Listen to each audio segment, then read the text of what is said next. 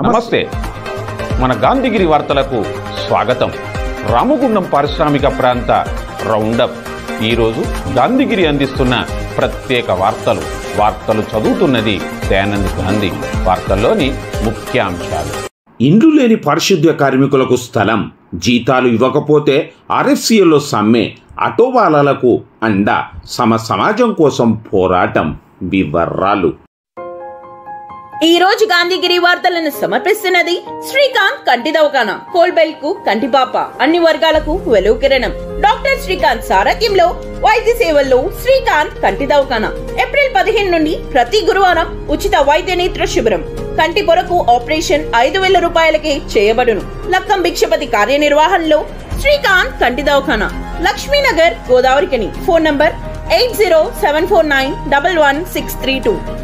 రామగుండం నగరపాలక సంస్థలో పనిచేస్తున్న ఇండ్లు లేని నిరుపేద పారిశుద్ధ్య కార్మికులకు 70 గజాల ఇంటి స్థలంతో పాటుగా ఇంటి నిర్మాణానికి 5 లక్షల రూపాయలు అందజేస్తామని రామగుండం ఎమ్మెల్యే రాజ్ ఠాకూర్ మక్కాన్ సింగ్ అన్నారు. ఎన్టీపీసీ టౌన్షిప్లోని కాకతీయ ఫంక్షన్ హాల్లో నగరపాలక సంస్థ పరిధిలో పనిచేస్తున్న 497 మంది పారిశుద్ధ్య కార్మికులకు 2 జతల దుస్తులను ఎమ్మెల్యే చేతుల మీదుగా అధికారులు పంపిణీ చేశారు. కార్యక్రమంలో పెద్దపల్లి జిల్లా స్థానిక సంస్థల అదనపు collector, Ramagundam municipal incharge commissioner Arnashri, municipal అధికారులు పాల్గొన్నారు. ఈ సందర్భంగా ఎమ్మెల్యే మాట్లాడుతూ, గత ప్రభుత్వం రామగుండం అభివృద్ధిని విస్మరించిందని, కాంగ్రెస్ ప్రభుత్వం ఏర్పడిన తర్వాత ఇచ్చిన హామీలతో పాటుగా రామగుండం నగరాన్ని అన్ని విధాలుగా అభివృద్ధి చేస్తున్నామన్నారు. అలాగే నగరాన్ని సుందరంగా తీర్చిదిద్దేందుకు ప్రతి ఒక్కరూ సహకరించాలని ఎమ్మెల్యే కోరారు.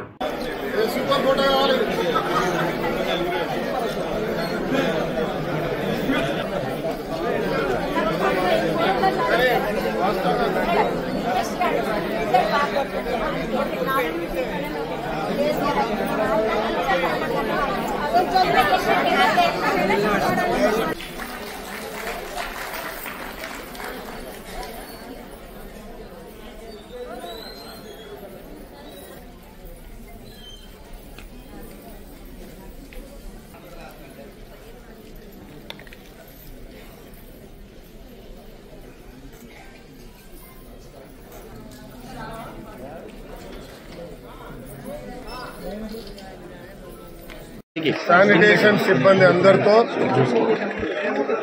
వారితో ముఖాముఖి కార్యక్రమం. నేను, నాతో పాటు ఇన్ఛార్జ్ కమిషనర్ ఉన్న మా జిల్లా జాయింట్ కలెక్టర్ అరుణశ్రీ గారు, మున్సిపల్ సిబ్బంది అందరం కూడా కలవడం జరిగింది. వారికి ఇవ్వాల్సినటువంటి పనిముట్లు, వారికి ఇవ్వాల్సినటువంటి డ్రెస్ కోడ్ అన్నీ కూడా ఇవ్వడంతో పాటు అతి పేదవారైన వారందరికీ కూడా ప్రభుత్వానికి సంబంధించినటువంటి సంక్షేమాలన్నీ అందుతున్నాయి. దాంతోపాటు ఇందిరమ్మ ఇండ్లు కూడా ఇవ్వాలనే నిర్ణయం, దానికి తోడు వారికి సరైన పని, సరైన వేతనం రావాలని ప్రభుత్వ ఆలోచన ఉంది. గత 10 సంవత్సరాలు తెలంగాణ వస్తే మా కుటుంబాలు బాగుపడతాయి, బంగారు కుటుంబాలు అయితే, కానీ ఈ రామగుండం చీకటిమయమైంది, వాళ్ళ కుటుంబాలు చీకటిమయమైంది. ఈరోజు నవ నిర్మాణం జరుగుతుంది, దాంట్లో భాగస్వాములై వారి భవిష్యత్తు కూడా వెలుగు తీయాలి అని చెప్పి ఒక సంకల్పం ఏదైతే వాళ్ళకి కోరిక ఉన్నదో ఖచ్చితంగా నెరవేరుస్తామని చెప్పాం. నెరవేర్చి తీరుతాం. వారి పట్ల ప్రత్యేక శ్రద్ధ చూపించి వారికి కావాల్సినటువంటి అన్ని రకాల పనిముట్లతో పాటు వారికి రావాల్సిన వేతనం 2,000 రూపాయలు పెంచి, పూర్తిగా వేతనం లేకుండా పనిచేసే వారికి కూడా వేతనాలు ఇస్తూ, ప్రభుత్వ పరంగా ఫైనాన్స్ డిపార్ట్మెంట్ కాకుండా జిల్లా నుంచి కార్పొరేషన్ ఏర్పాటు చేసిన కలెక్టర్ గారికి, అరుణశ్రీ గారికి ప్రత్యేకంగా ధన్యవాదాలు. తప్పకుండా రాబోయే రోజుల్లో ఇంకా వీళ్ళను అత్యున్నత స్థాయిలో వారికి తగిన గౌరవం ఇచ్చే కార్యాచరణను ముందు తీసుకుంటాం. ధన్యవాదాలు. ఆటోవాలాలకు అండగా తాము ఉంటామని రామగుండం మాజీ ఎమ్మెల్యే కోరకంటి చందర్ అన్నారు. Godavarikhani Tilak Nagar down auto union సభ్యుడు మల్లయ్య కూతురు వివాహానికి ఆటో యూనియన్ గౌరవ అధ్యక్షుడు రామగుండం మాజీ ఎమ్మెల్యే కోరకంటి చందర్ 10,000 రూపాయల ఆర్థిక సహాయాన్ని అందించారు. ఈ సందర్భంగా ఆయన మాట్లాడుతూ, రామగుండం ప్రాంతంలోని ఆటోవాలాలకు ఏ కష్టం వచ్చినా తాము వారికి అండగా నిలుస్తామని, సహాయ సహకారాలు అందిస్తామన్నారు. ఈ కార్యక్రమంలో మాజీ కార్పొరేటర్ పెంట రాజేష్, ఆటో యూనియన్ అధ్యక్షుడు మాతంగి సురేష్, ప్రధాన కార్యదర్శి రాజేందర్, బీఆర్ఎస్ పార్టీ నాయకులు నారాయణ దాస్ మారుతి, రామ్ రాజు, బర్రి వెంకన్న తదితరులు ఉన్నారు. తెలంగాణ బొగ్గు గని కార్మిక సంఘం ఆధ్వర్యంలో ఈరోజు జీడికెట్ 2 ఇంక్లైన్లో టీబీజీకేఎస్ నేత వడ్డేపల్లి శంకర్ ఆధ్వర్యంలో గని కార్మికులను కలిశారు. వారి సమస్యను అడిగి తెలుసుకున్నారు. ఈ సందర్భంగా వడ్డేపల్లి శంకర్ మాట్లాడారు. అనంతరం గని అధికారికి వినతిపత్రం ఇచ్చారు. ఈ కార్యక్రమంలో నాయకులు ఉప్పులేటి తిరుపతి, పోలాడి శ్రీనివాసరావు, దూట శేషగిరి, మీసరాజు, నూతి రాజ్కుమార్, దేవేందర్, భాస్కర్, నరేష్, ప్రసాద్, రమేష్, శ్రీకాంత్, వేణు, మధు తదితరులు ఉన్నారు. సార్ నమస్తే. రాబోయే రోజులు అన్ని మాయి మనయి కాబట్టి టీబీజీ కేసు నాయకులు మావోలు ఏదైనా సమస్య వస్తే కూడా ఏదైనా ఉన్నట్టయితే మీ నోటీస్కి వస్తే ఇమ్మీడియట్గా పరిష్కారం చేయాలి. సరే ఓకే. వచ్చినటువంటి వాళ్ళు కాబట్టి ఇమ్మీడియట్గా నాకు చేయాలని కోరుతాను.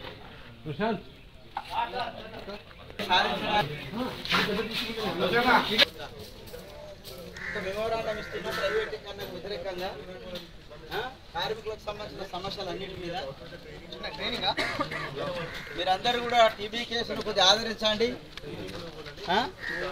అనేక రకాల హక్కుల మీద కూడా మనం పోరాటాలు కూడా చేసినాం కాబట్టి మీరు దాని వెనుక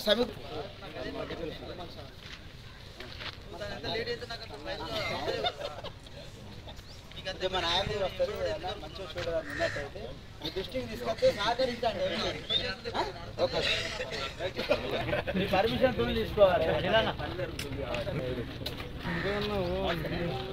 టీబీ కేసుగా మీ అందరికీ పేరు పేరున ఒక్కొక్క కార్మికులకు టీబీ కేసు ధన్యవాదాలు. ఏం లేదన్నా ఇలా మనం వచ్చినటువంటి సందర్భం ఏంటంటే ప్రైవేటీకరణ మీద మళ్ళీ కుట్ర జరగబోతుంది కాబట్టి ఆ బొగ్గు బ్లాక్లు ఏదైతే ఉన్నదో మాకే ఇయ్యాలి అని చెప్పేసి అనేటువంటి విషయాన్ని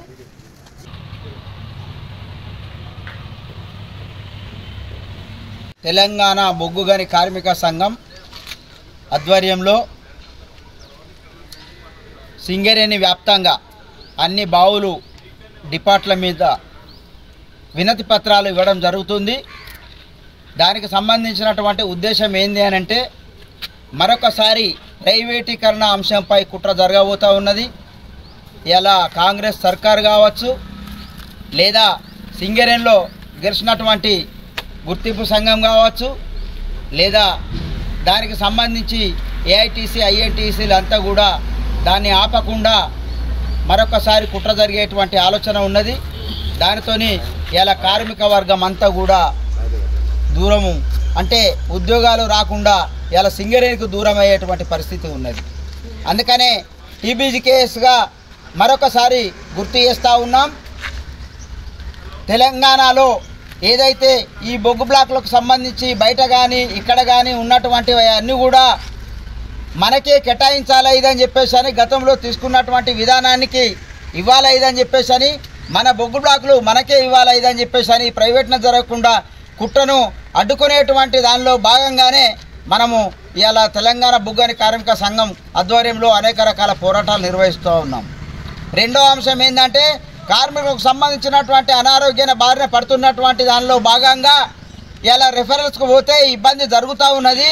రెఫరల్స్ ఎలాంటి షరతులు లేకుండా అంబులెన్సులు లేవనేటువంటి పేరుతోని లేదా డాక్టర్ లేడనేటువంటి పేరుతోని మొత్తం అంతా కూడా ఇలా దానికి సంబంధించి ప్రజల అసౌకర్యాలకు ఇబ్బంది లేకుండా కార్మికుల అసౌకర్యాలకు ఇబ్బంది లేకుండా ఇలా కార్మికుల హక్కులకు సంబంధించి కానీ కార్మికుల కుటుంబాలకు సంబంధించినటువంటి రెఫరల్ చేసేటువంటి విధానం ఏదైతే ఉన్నదో అలా అన్నింటి కూడా ఏదైతే సీదా అంటే మన భాషలో చెప్పాలి ఇదంటే సాఫ్ సీదా ఇలా కార్మికులను పంపించేటువంటి విధంగా రెఫరల్ చేసేటువంటి విధంగా ఎలాంటి షరతులు లేకుండా చేసేటువంటి విధంగా చేయాలి ఇదని చెప్పేసి నేను తెలియజేస్తూ ఉన్నాం.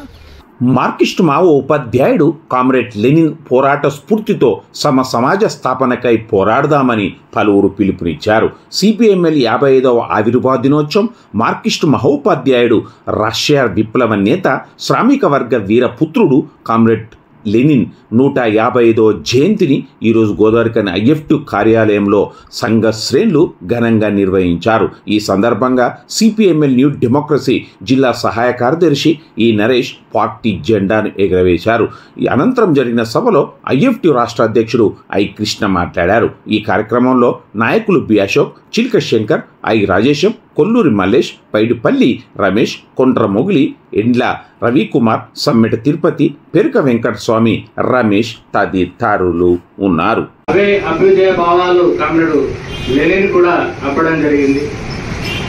అక్కడి నుండి ఆయన చిన్నతనంలోనే కామ్రేడ్ లెనిన్ అనేక చుట్టూ ఉన్న పరిశ్రమలకు వెళ్ళి కార్మిక వర్గాన్ని కలిసి వారి యొక్క సమస్యల్ని తెలుసుకోవడం, గ్రామీణ ప్రాంతాలకు వెళ్ళి గ్రామంలో ఉన్నటువంటి సమస్యలను తెలుసుకోవడం, ఇట్లా వాటిపైన అధ్యయనం చేసి అక్కడ మరి వారి యొక్క సమస్యల పరిష్కారం కోసం అనేక ఉద్యమాలు పోరాటాలు నిర్వహించినటువంటి ఒక దశ కామ్రేడ్ లెనిన్ ఉంది.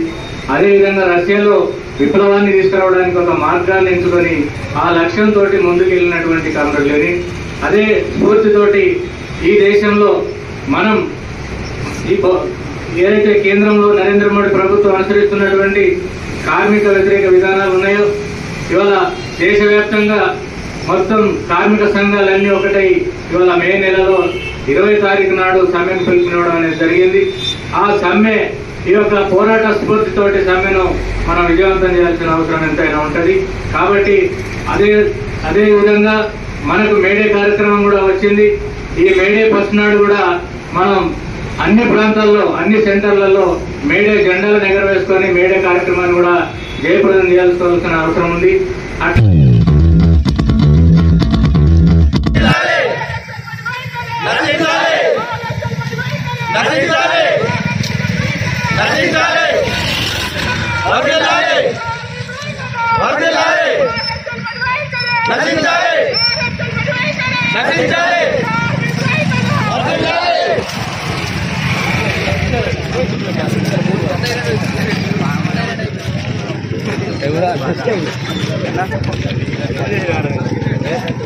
కార్మికుల ఐక్యత, ఆర్ఎఫ్సిఎల్ మొండి వైఖరి, ఆర్ఎఫ్సిఎల్ మొండి వైఖరి, పెండింగ్ లో ఉన్న జీతాలు, పెండింగ్ లో ఉన్న జీతాలు. ఆర్ఎఫ్సిఎల్ రామగుండం ఎరువుల కర్మాగారంలో పనిచేస్తున్న మెకానికల్ డిపార్ట్మెంట్ కార్మికులు పెండింగ్లో ఉన్న తమ జీత భత్యాలు వెంటనే చెల్లించాలని ఆర్ఎఫ్సిఎల్ మజ్దూర్ యూనియన్ ఆధ్వర్యంలో కార్మికులు నల్ల బ్యాడ్జీలను ధరించారు, నిరసన వ్యక్తం చేశారు, వీధులను బహిష్కరించారు. కార్మికులను ఉద్దేశించి యూనియన్ నాయకుడు అంబటి నరేష్ మాట్లాడారు. ఈ నిరసన కార్యక్రమంలో రత్నం శ్రీనివాస్, కొమరన్న, అఫ్జల్, తన్నీరు నరేష్, రవి, నయీం, శ్రీనివాస్, రమేష్, ప్రకాష్, మహేందర్, సతీష్ తదితరులు ఉన్నారు. ఆర్ఎఫ్సిఎల్ ఎరువుల కర్మాగారంలో పనిచేస్తున్నటువంటి మెకానికల్ సిబ్బందికి జీతాలు లేక 3 నెలలు అవుతుంది. 5 ఏళ్ల నుంచి పనిచేస్తూ ఉన్నారు. ఒక్క నెల చక్కగా జీతం పడ్డది లేదు. ఎప్పుడైనా 2 నెలలు 3 నెలలకు ఒకసారి జీతం పడు. ఇవాళ కార్మికులు పనిచేస్తే 510 కోట్ల రూపాయల లాభాలు వచ్చిందని చెప్పి సీజీఎం గారు చెప్తారు. ప్రొడక్షన్ తీసేదేమో కార్మికులు, డబ్బా కొట్టుకునేదేమో సీజీఎం గారు. మేము సీజీఎం గారిని ఒకటే అడుగుతా ఉన్నాం, అయ్యా మీకు ప్రతి నెల 2 లక్షలు 3 లక్షల రూపాయల జీతం వస్తుంటేనే మీకు గడసలేదని చెప్తాను. మీరు ఒక కుటుంబ పెద్దగా ఉన్నారు, మీరు ఒక తండ్రి స్థానంలో ఉన్నారు, ఆర్ఎఫ్సిఎల్ అనే కుటుంబానికి ఒక అన్న స్థానంలో ఉన్నారు. మీరు ఇలా కార్మికులు పస్తు ఉంటే రెక్కాడితే కానీ డొక్కడినటువంటి కార్మికుడు అహర్నిశలు పనిచేసి పస్తు ఉంటే మీకు మనసు ఎట్లా పడుతుంది, మీకు అన్నం ఎట్లా తినబుద్ధి అవుతుంది నేను అంటున్నా. ఇవాళ ప్రతి ఒక్క కార్మికునికి ప్రతి నెల 5 తారీఖులోపు 10 తారీఖులకు జీతాలు పడాలని చెప్పి లేబర్ కమిషనర్ యొక్క రూల్స్ను వైలేషన్ చేస్తారు. చట్టపరంగా రావాల్సినటువంటి జీతాలు వస్తలేవు. కార్మికుడు ఏమైనా మాట్లాడితే కార్మికుని మీద పని ఒత్తిడి పెట్టించి కార్మికుని కుట్రపూరితంగా ఆయన ఇబ్బంది పెట్టడం తప్ప జీతాలు సకాలంలో వేయండి అని చెప్పినటువంటి దాఖలాలు యూనియన్ తీసుకున్నాను. మమ్మల్ని ఇవాళ పోలీసులకు ఫోన్ చేసి మమ్మల్ని అరెస్ట్ చేయాలని చెప్పి చెప్తారట. నువ్వు కరెక్ట్ టైంకు జీతాలు ఇస్తే మేమెందుకు రోడ్ల మీద కష్టం? మేము గంటాపదంగా తెలియజేస్తా ఉన్నాం. ఇవాళ మీకు ఇబ్బంది అయిన ప్రతి క్షణంలో మీ కుటుంబానికి ఇబ్బంది అయిన ప్రతి క్షణంలో మేము కార్మికులం అండగా నిలిచినాం.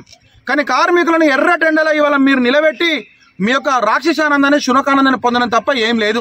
ఫైనాన్స్ డిపార్ట్మెంట్లో కమిషన్లు, హెచ్ఓడి డిపార్ట్మెంట్లో కమిషన్లు, కాంట్రాక్టర్ కమిషన్లు ఇవన్నా, బిల్లులు ఇవన్నా, జీతాలు ఇవన్నా అని చెప్పి వచ్చినటువంటి కాంట్రాక్టర్ అంటాడు మొత్తం పత్తా లేకుండా పోతాడు. ఫోన్లు చేస్తే వర్కర్లు ఫోన్ చేస్తే లిఫ్ట్ అయినటువంటి దాఖలాలు.